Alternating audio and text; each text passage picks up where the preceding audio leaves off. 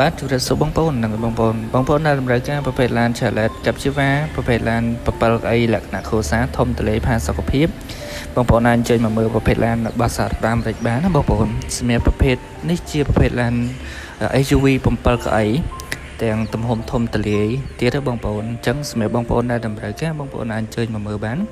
សម្រាប់ប្រភេទឡាន Chevrolet Captiva នេះឥឡូវយើងមានប្រូម៉ូសិនពិសេសបងប្អូនសម្រាប់តម្លៃយើងចុះពី39,999មកសល់តែ35,500ដុល្លារប៉ុណ្ណោះបងប្អូនតើបងប្អូនសម្រាប់ការរំលោះបងប្អូនមានត្រឹមតែ12%ប៉ុណ្ណោះបងប្អូនស្មើនឹង3,550ដុល្លារបងប្អូនអាចធ្វើការរំលោះបានសម្រាប់ការបង់ប្រចាំខែបងប្អូនបង់ត្រឹមតែ450ដុល្លារប៉ុណ្ណោះបងប្អូនហើយសម្រាប់រយៈពេលបងប្អូនអាចយកបានរហូតដល់9ឆ្នាំបងប្អូនពិតជាពិសេសមែនតើហើយសម្រាប់បងប្អូនដែលចង់ធ្វើការរំលោះសម្រាប់បងប្អូនដែលតម្រូវការឯកសារសម្រាប់ឯកសារយើងត្រូវការតែតញ្ញត្តិប័ណ្ណស្វ័យគ្រួសារបានមកបជាមួយលិខិតចំណូលចំណាយ3ខែឬ6ខែចុងក្រោយប៉ុណ្ណោះបងប្អូន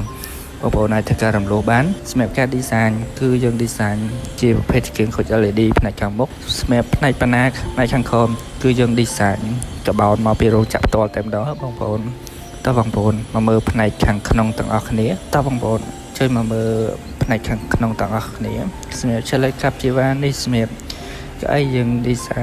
design មកជាប្រភេទកៅអីអូតូពុកស្បែកមកក្រោយកាមេរ៉ា360ដឺក្រេអាចមើលបានជុំវិញឡានបាទដបូលបើកលាតពីមុខដល់ក្រោយជាប្រភេទដបូល Panoramic Sunroof ទេបងប្អូនតោះមកមើលខាងផ្នែកខាងក្រោយទាំងអស់គ្នាសម្រាប់ផ្នែកខាងក្រោយគឺធំទលាយខ្លាំងមែនទែនបងប្អូនសម្រាប់បងប្អូន1.8 ម៉ែត្រជាងហើយគឺចូលគឺនៅទលាយទាំងជើងទាំងក្បាលខាងលើបងប្អូនជាពិសេសសម្រាប់ផ្នែកខាងក្រោយនេះយើងមានទាំងម៉ាស៊ីនជាប់ផ្នែកខាងក្រោយទៀតបងប្អូនពិសេសខ្លាំងមែនតើតើបងប្អូនមកមើលផ្នែកខាងក្រោយទាំងអស់គ្នាសម្រាប់ផ្នែកខាងក្រោយសម្រាប់ stop យើងប្រើជាប្រភេទសញ្ញាបដិញ stop LED បាទផ្នែកខាងក្រោយសម្រាប់កៅអីជួរទី3ធំតលាយមាន space សម្រាប់អង្គុយគ្រប់គ្រាន់ណាបងប្អូនសម្រាប់កៅអីជួរទី3បាទហើយសម្រាប់ផ្នែកខាងក្រោយនេះយើងមាន